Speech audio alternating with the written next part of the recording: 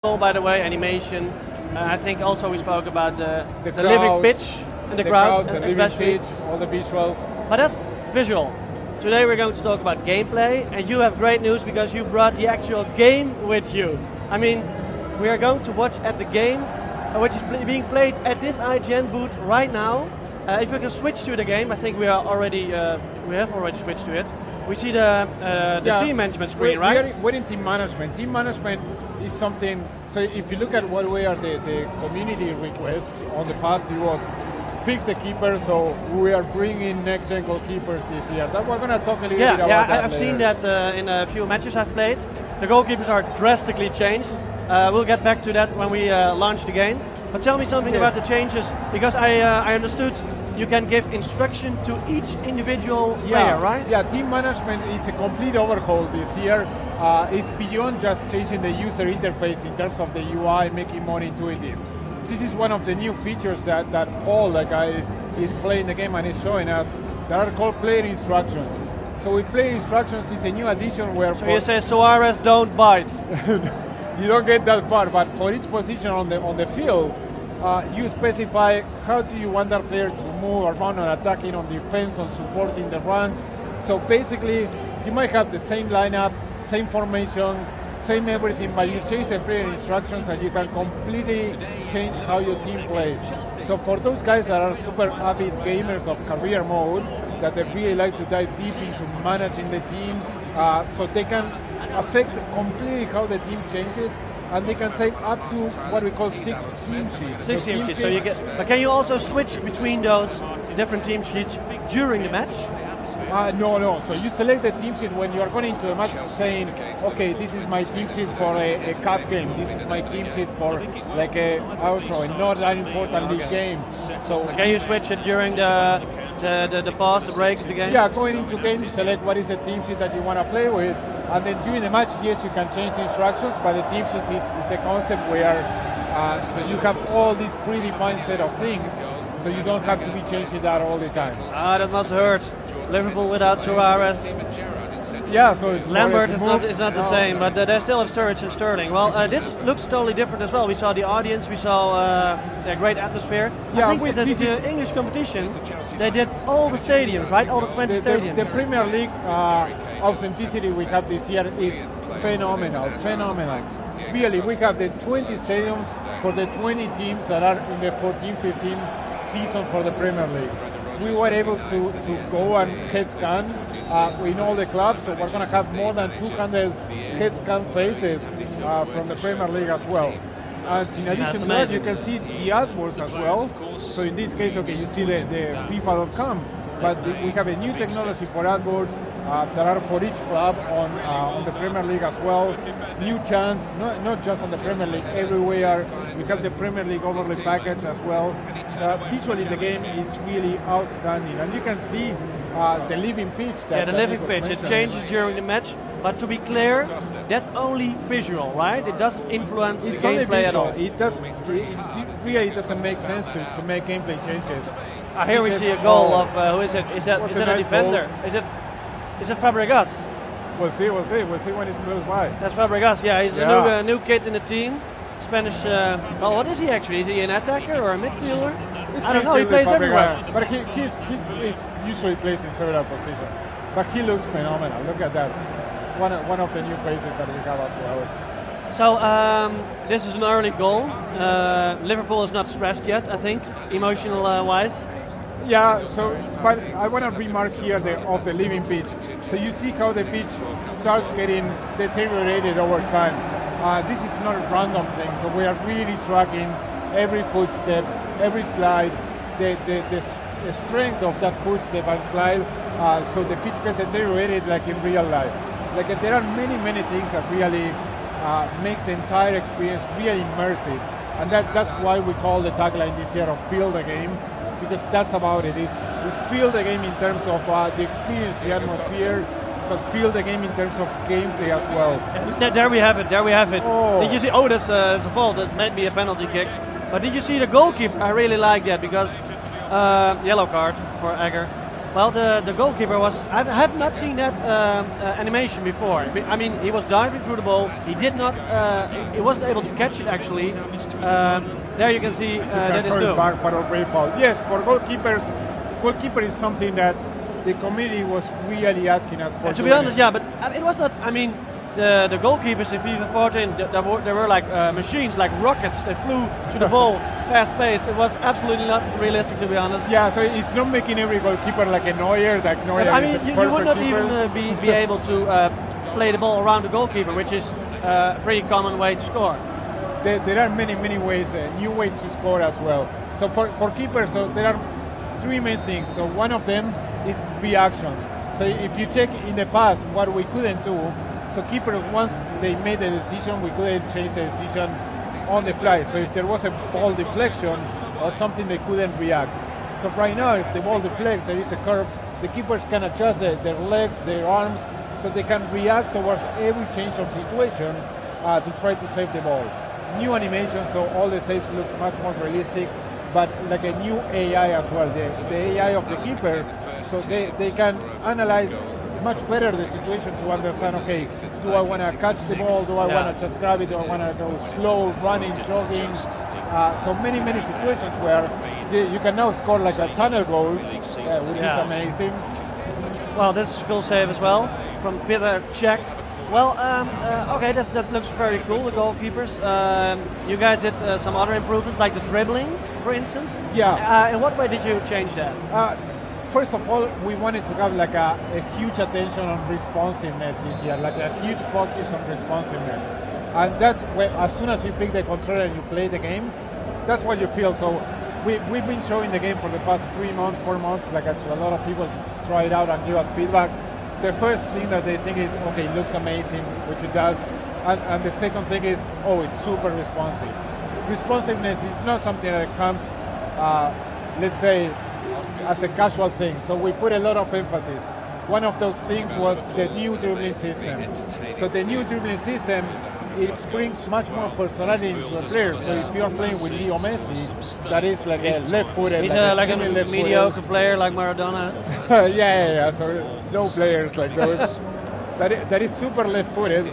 So when you're dribbling with him, you can see how he prefers using the left foot all the time and only using the right when it makes sense. We completely model the contacts of the boot with the ball, like the proper physics for that we didn't have in the past. So you start seeing these situations where the passing becomes much more realistic. So it feels so good that it's the entire game. It makes super responsive. So you want to continue playing all the time. What I noticed shooting, is, turning. What I noticed while playing the game at this at Gamescom 2 days ago. I noticed that it's much more direct, and therefore you can have more options. I mean, you can threat a defense to go solo or to pass, but I don't know what you're going to do, especially in multiplayer. I mean, dribbling was not really a big part. It's not a strong weapon in previous FIFA games. Absolutely. I think it's a really more dangerous weapon right now. Absolutely, and it's not just about attack. So there are new defending things, like in the man-to-man battles, we have shared polling. Did you also change the way of defense? Because I thought that I didn't see that hard tackle in the control scheme. It is. So we don't change the control scheme, but there are new things. Like we have possession slide tackles. So in the past, the slide tackles were primarily to deflect the ball. But now when you slide tackle, you can recover the ball and then start dribbling when you're getting up. This is another thing that gives a lot of responsiveness as well. It makes the game much more fluid. And in the man-to-man battles, no, Paul is trying fancy stuff now.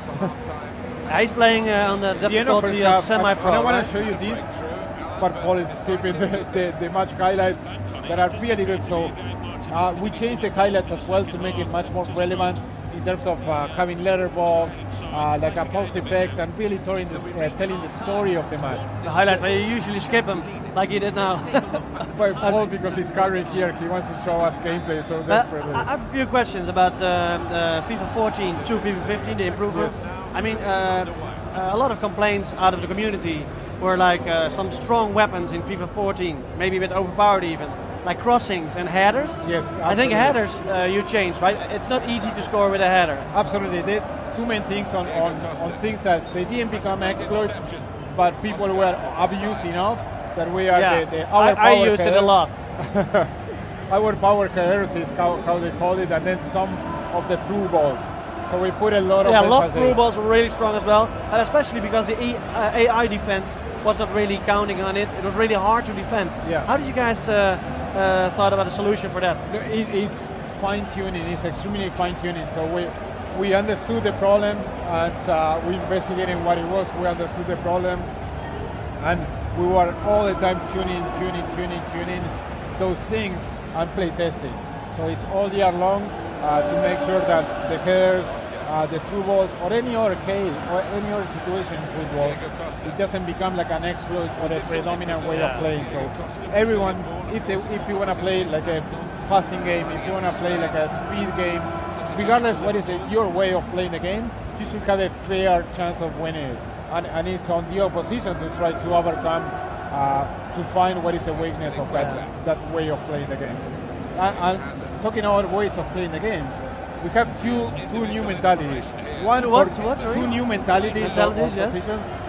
One that is probably that we're seeing Chelsea is called park the bus. Yeah, park the bus. Yeah, that's Jose Mourinho's tactic. All right, yeah. Inspiring some of those things. Yeah, I saw that. There at the left. Park. Oh, it's actually a mode. Exactly. It's actually, that's cool. Because the other one is actually like all out attack. And I did that the other day because I was 1-0 behind.